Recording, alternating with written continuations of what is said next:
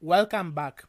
Having been able to connect to the C2 server in the previous lecture, in this one, we are going to work on receiving commands from the C2 server. For that, we will need an extra package called buff.io, which is short for buffered input output. And once we have that imported, we are going to create a loop in our main function, which will allow us to continually receive commands from the C2 server. After that, we are going to use the new reader function of our buff.io package. So .new reader,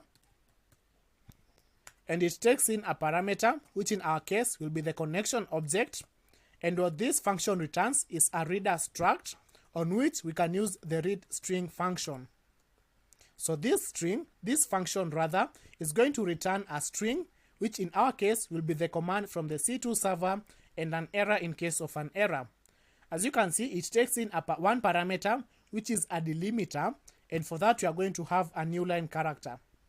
So if we do not include this delimiter right here, we are going to keep receiving commands from our C2 server, and our malware will just get stuck right here.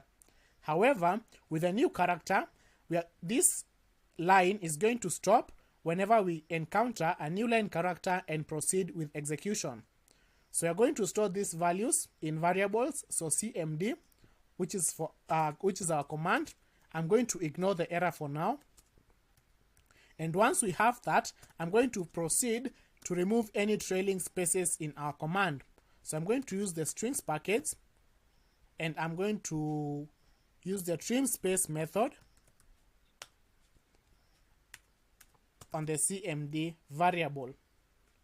So the first thing we do is receive our string from the command and control server, that is through the connection object, and after that we remove any spaces in our command.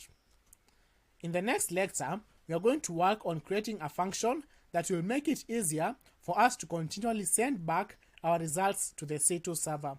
I'll see you there.